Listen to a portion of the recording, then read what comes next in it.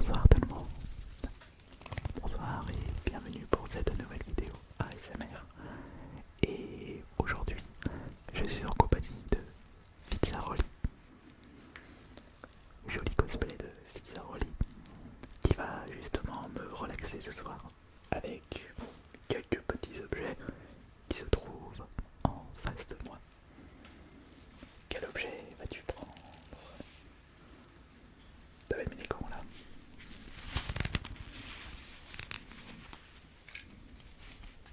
Alors, laissez-moi vous raconter un petit peu Fitzaroli en attendant.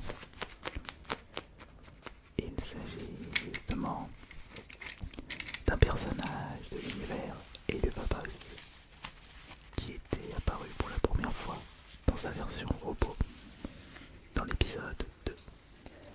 Et on a pu le voir pour la première fois comme ceci à l'épisode 7, le dernier épisode de la saison 1. Il y a comme quelque chose entre Blitzo et Fitzaroli. Il s'est passé quelque chose de particulier pour que les deux se détestent. On a pu le voir avec le premier épisode de la saison 2. Une enfance commune avec Blitz et Fitzaroli. Fitzaroli qui était un petit peu le clown, l'enfant clown, le plus emblématique, le plus connu. Il était très très prisé. Tout le monde voulait le voir. Tout le monde était content de ses petites blagues. En plus qu'il était très habile de ses mains pour faire des animaux en forme de ballon. Alors que Blitz à côté avait un peu plus de mal. Mais Stolas n'était pas intéressé par Fitzaroli, contrairement à ce que pensait le père de Blitz. Il était même étonné par rapport à la demande du père de Stolas. Mais il y a quelque chose qui m'intrigue par rapport à Fitzaroli. Ce sont ses bras, également ses jambes, qu'il peut étirer à l'infini, comme si il était moitié clown, moitié robot. Mais pourtant, on peut le voir intégralement en robot à partir de l'épisode 2. Ah mais c'est parce que Fitza l'a expliqué dans l'épisode 7. C'est en réalité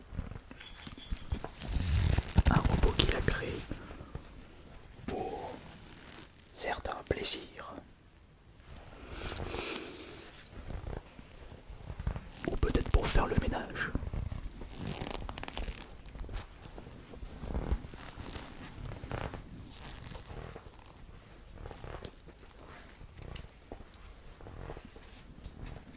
On pouvait également voir à la fin de l'épisode 7 plusieurs photos dans le smartphone de Blitz avec justement des photos de lui avec Fitza où ils étaient, je dirais, adolescents un peu, les appareils dentaires.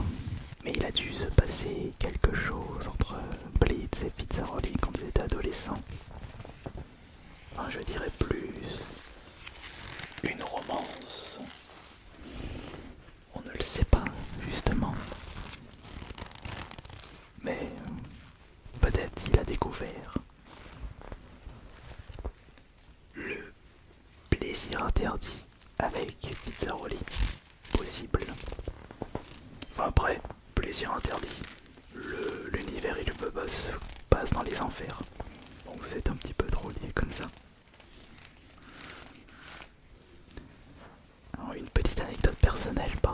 pizza, c'est que j'ai participé au doublage français. Malheureusement, je n'ai pas été sélectionné. Il est vrai que la voix de pizza était un peu plus grave par rapport à ce que j'ai fait durant cette participation.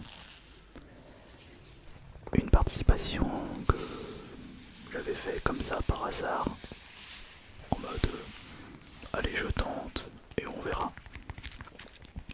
Mais quand j'avais participé au casting pour la voix française de Pizza, le Pizza 2 original n'était pas encore sorti, l'épisode 7 n'était pas encore sorti, et c'est pour ça qu'après avoir pris un peu de recul, ma voix ne collait pas du tout, c'était beaucoup trop aigu. On va dire que la voix de Fitzaroli, pour sa version d'origine comme ici, c'est une voix qui se rapproche beaucoup de Wario. Est-ce que tu es d'accord? Mais as-tu toi aussi participé au casting pour Pizza? J'avais participé pour Octavia et Luna. Ah, Octavia et Luna, tu n'as pas été sélectionné? Non. Non. Pas. Mais Octavia. Octavia, quand t'as été petite ou quand t'as été grande? Les deux. Les deux carrément. Et est-ce que tu vas tenter pour Fitzaroli et Blitz enfant? Oui. Ça c'est sûr. Parce que elle me fait écouter juste dans sa participation et il y a du potentiel. Bon après, nous ne sommes que des amateurs, nous ne sommes pas des professionnels du doublage. Et personnellement, je crois qu'il n'y en a pas là pour l'instant qui m'intéresserait parce que il y a eu les castings pour l'épisode 2, 3, 4, il y a eu... Ah si, peut-être pour Striker ils ont été faits les... Non, pas encore, mais moi je me vois mal faire le doublage de Striker, sa voix ne me plaît pas vraiment. Les grelots. Je dirais... Non, moi il n'y a pas de... Le père de Stolas. Non, ma voix n'est pas assez... n'est pas assez... Comment je pourrais dire ça? Royal, voilà, exact. J'ai une voix plus adaptée pour des méchants un peu type gobelin. Mais même avec ça, j'ai pas réussi à avoir une place pour le doublage français de Fitzaroli. Prends ta version robot. Mais pas de bêtises, s'il te plaît. Celui-ci m'a coûté un bras. Parce qu'il était uniquement disponible sur le site Shark Robot. Donc la boutique officielle d'Eluvabos.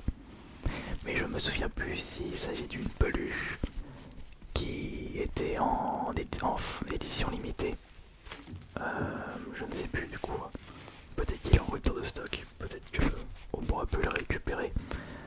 Mais je sais qu'il y a eu des t-shirts, mais je n'ai rien récupéré depuis. T'as profité de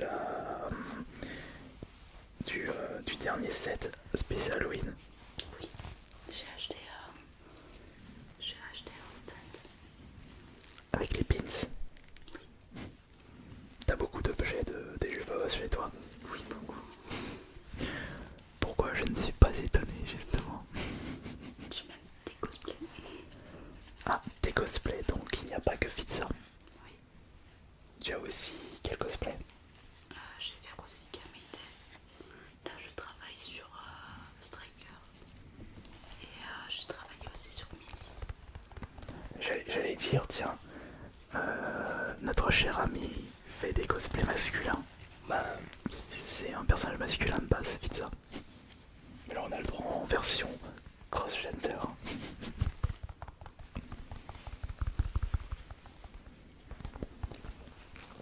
Je suis en train de voir un petit peu, c'est quoi ça? Oh bah ça c'est les micros de karaoké.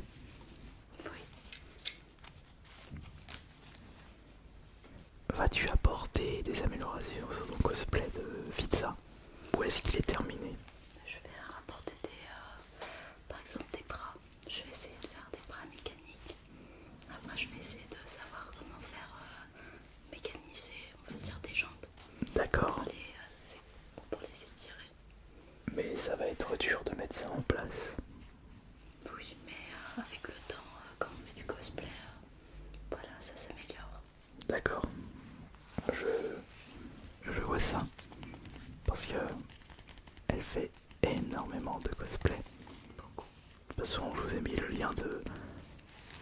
Instagram et aussi TikTok si vous désirez voir ses différentes créations. Mais mon coup de cœur c'est pour Fitzaroli. D'ailleurs, c'est comme ça que l'on s'est rencontrés. C'était lors du Héros Festival à Grenoble. Donc c'était en mars. Non, juin. Juin. Et je l'avais vu. Et j'ai dit tiens, on dirait un personnage des Luva Boss. Et elle m'a dit c'était Fitzaroli. Et tout de suite, on a sympathisé, mais c'était direct. Parce que justement, on est tous les deux fans de Fitzaroli. Et on parlait un peu justement du casting fait pour le doublage français. Et tout est parti comme ça. Et après, ouais, il a fallu quand même un petit peu de temps pour tourner cette vidéo SMR. Et une autre petite anecdote. Elle ne supporte pas la SMR. Donc c'est pour ça qu'il faut vraiment faire très très attention. Mais ça va le chuchotement, ça te dérange pas? Non, là ça va. D'accord. Par contre, le gaz, tu pouvais pas toi? Ah, pas du tout.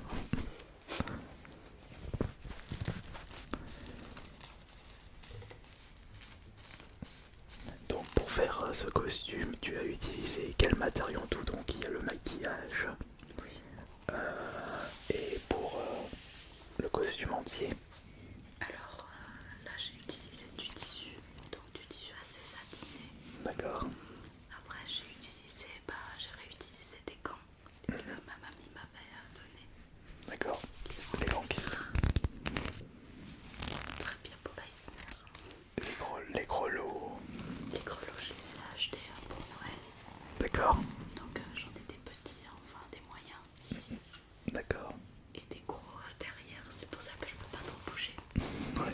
Après ici. Et en dessous, oui, on voit pas vraiment. Tiens, essaie de reculer qu'on puisse voir un peu ton... Voilà, regardez. On peut voir un... Parce que là, on voyait pas vraiment avec la caméra. Oui. Et justement, j'ai une autre question. Quand tu utilises ce cosplay, est-ce qu'il y a beaucoup de gens qui te reconnaissent? Très souvent on m'appelle Lululand. Mais oui, Lululand, c'est exactement le parc d'attraction de Fitzaroli. Et est-ce que tu remarques qu'il y a de plus en plus de fans d'Elufa Boss dans les conventions? Oui, beaucoup. Donc on peut comparer la première fois d'aimer ce cosplay, c'était en mars à Japan Expo Sud, avec le Hero Festival. Oui. Et direct je pense, t'as tout de suite vu déjà qu'il y avait beaucoup plus de monde, non? Ça allait. Après c'est pas trop des cosplayers. D'accord. Ils se cosplayent pas beaucoup, hein. Une fois pas s'ils sont cosplayers en autre chose. Et d'ailleurs en parlant de cosplay et Elva Boss, quel est le cosplay que tu as vu le plus par rapport, enfin qui fait partie du domaine Elva Boss? Beaucoup de Moxie. Moxie. Oui. Plus Moxie que Millie finalement. Oui. Finalement, je vois aussi beaucoup de Blitz dans le Boss. D'accord. Sinon, en parlant de Aspinodel, il y a aussi À la store, je le vois partout. il y en a au moins 5 exemplaires avec Angel Dust. Ouais, j'ai l'impression que c'est Alastor le plus populaire de Aspin Hotel. Oui. Parce que pour ceux qui ne le savent pas, Aspin Hotel est sorti avant Elfa Boss et Elfa Boss c'est un univers en lien avec Aspin Hotel. Oui. Ils ont un petit lien qui les réunit, mais ce n'est pas dans les mêmes cercles, on va dire. Voilà, mais il y avait quand même quelques scènes dans Aspin Hotel où on pouvait voir des créatures ressemblant aux personnages de Elfa Boss. Il y a eu des vidéos qui sont justement sorties sur YouTube. Mais à mon avis, je ne dois pas vous apprendre des nouveautés. Puisque vous devez déjà le savoir. Et enfin, quel cosplay d'Elfa Boss t'aimerais bien voir en convention, toi? Il y en a beaucoup, mais j'aimerais bien aussi voir des cosplays qui sont pas toujours utilisés. D'accord. Mais beaucoup de Blitz, parce que j'aimerais bien faire un duo avec. Ah, d'accord. Si je suis en fils. Après, une Stella, vu que je fais aussi Stolas, je fais aussi Octavia. D'accord. Donc voilà, j'aimerais bien faire des duos avec des gens. Ce serait bien, ouais. moi de mon côté, j'aimerais bien voir une Luna. Mais bon, il suffit juste de faire une poursuite et ça va. Ouais. Et pareil pour Vortex, mais lui il est moins populaire. Ce serait génial ça. Ouais, ça j'imagine, ouais, ce serait génial.